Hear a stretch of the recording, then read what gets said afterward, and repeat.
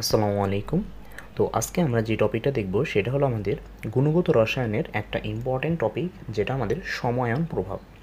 তো দেখো এখানে কি বলছে, যে একটা মৃদু তড়িৎ বিশ্লেষ্য দ্রবণে যদি সময়ন সম্পন্ন আরেকটা তীব্র তড়িৎ বিশ্লেষ্য, যেটা একেবারে সম্পূর্ণভাবে দ্রবীভূত হয়ে যাবে, যোগ করা হলে কি হয়, সেই মৃদু তড়িৎ বিশ্লেষ্যের আয়নের ঘনমাত্রা হ্রাস পায়, সলিবিলিটি হ্রাস পায় সেই মৃদু তড়িৎ বিশ্লেষণ।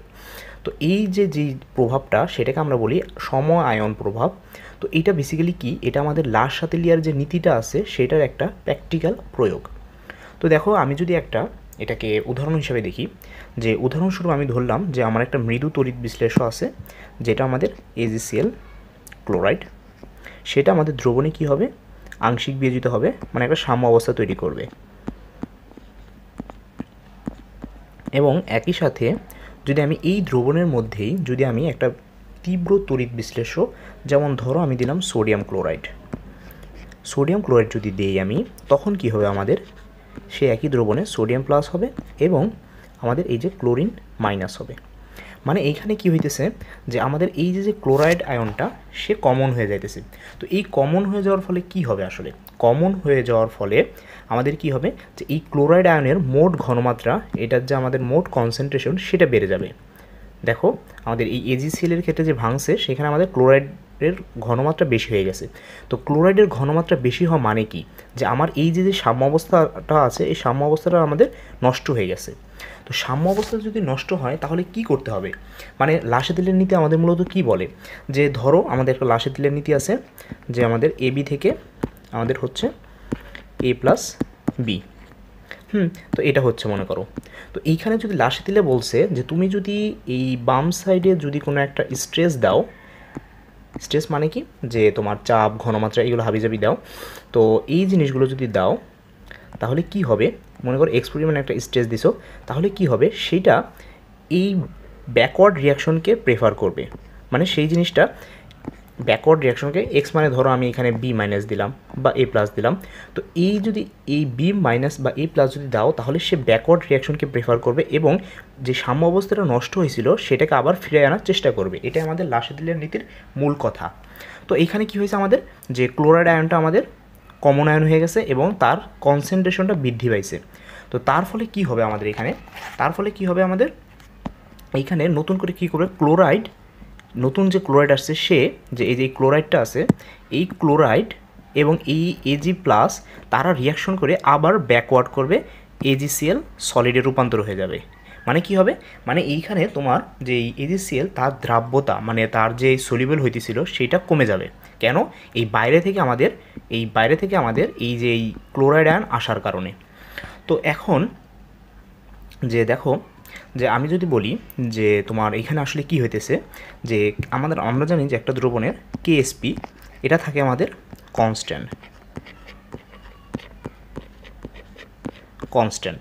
তো আমি যদি প্রথম ইসের জন্য লিখি, এই যে এইটার জন্য লিখি, এটার জন্য আমি লিখি, তাহলে কি লিখব, KSP ইজ ইকুয়াল টু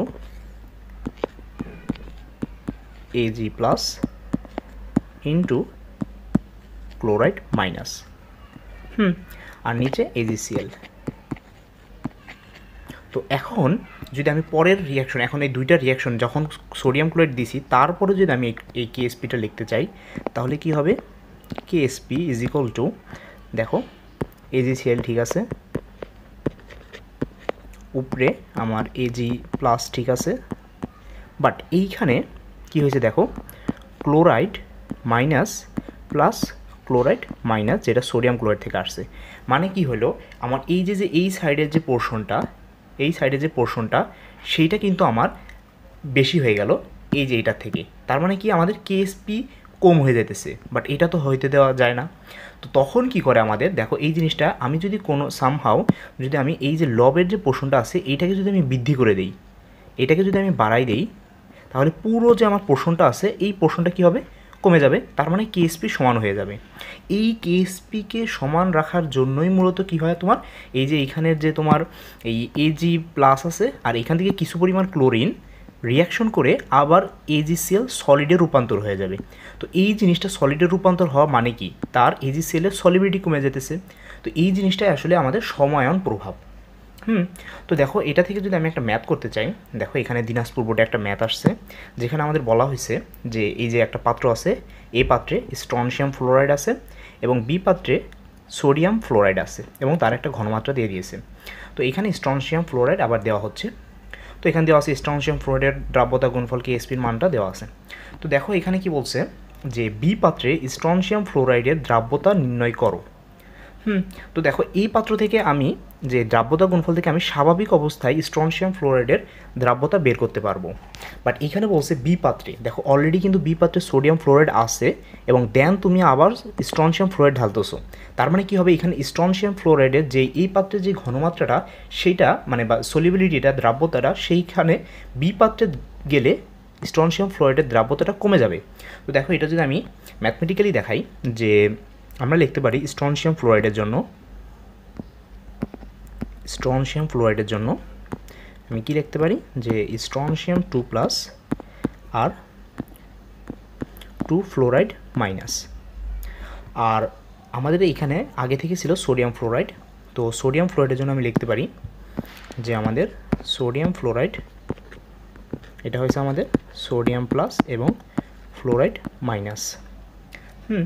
তো এটা এখানে আছে আমাদের 1 ml, তার মানে এটাও 1 এবং এইটাও 1 স্টয়কিওমেট্রি অনুসারে। তো এখন যদি আমি সময়ন প্রভাবের জন্য লিখতে চাই তাহলে আমাদের এই পাত্রের মধ্যে মোট পাত্রে, এই যে বি পাত্রের ভিতরে কী কী আছে দেখো, আমি যদি লিখতে চাই তাহলে আমাদের স্ট্রনশিয়ামেরটা হবে স্ট্রনশিয়াম 2+ এবং আমি যদি ফ্লোরাইডের জন্য লিখতে চাই তাহলে আমাদের হবে 2F মাইনাস প্লাস 0.01 এটা। তো এই দুই পাত্রে আমার এই জিনিসগুলো আছে। তো এখন আমি যদি এইখানে স্ট্রনশিয়ামের জন্য যদি আমি ঘনমাত্রা মানে তার সলিবিলিটি যদি আমি মনে করো, এটার জন্য আমি ধরলাম S1 এবং এটার জন্য আমি ধরলাম 2S1 আর এটা আমাদের S1। তো এখন আমি যদি লিখতে চাই যে we know KSP is equal two যে স্ট্রনশিয়ামের জন্য আর এটার জন্য, তার মানে কি হবে S1 into 2S1 plus 0.01 whole square KSP সূত্র। তো এখন আমি যদি এটা ভেঙে দিই, KSP is equal two S1 আর এখানে হবে আমাদের 4S1 square plus 4S1 plus আমাদের 0.1 স্কোয়ার। তো এটা আমাদের হয়।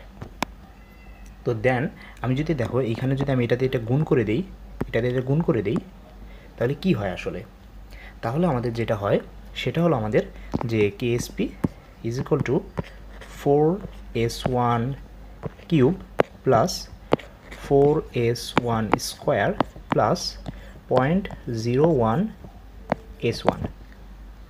তো দেখো এইখানে আমি কয়েকটা টার্ম এলিমিনেট করতে পারি, মানে একেবারে নেগলেক্ট করতে পারি। যেটা দেখো এই যে S1 এটা এমনিতে অনেক ছোট, তার উপর আবার কিউব, তার মানে এটাকে আমি 0ই ধরতে পারি, আবার এই জিনিসটাকে আমি 0 ধরতে পারি। শুধুমাত্র আমরা একঘাত পদকে রাখবো, তাহলে কি হয়, তাহলে ম্যাথটা অনেক ইজি হয়ে যায়। যে তাহলে আমি লিখতে পারি যে দেখো এখানে KSPর মানটা আমার দেওয়া আছে, যেটা একটা কনস্ট্যান্ট ভ্যালু। এই যে দেখো এখানে KSPর মানটা আমার দেওয়া আছে। তো আমি যদি এখন লিখি যে তোমার KSPর মানটা যদি লিখি তাহলে কি হবে আমাদের যে 8 × 10⁻⁻8, সরি KSPর মানটা দেওয়া আছে আমাদের কত, 8 × 10⁻10 ইজ ইকুয়াল টু 0.01 S1। তাহলে এখানে আমার S1 এর মানটা কি চলে আসে, S1 এর মানটা চলে আসে 8 × 10⁻⁸ মোল পার লিটার।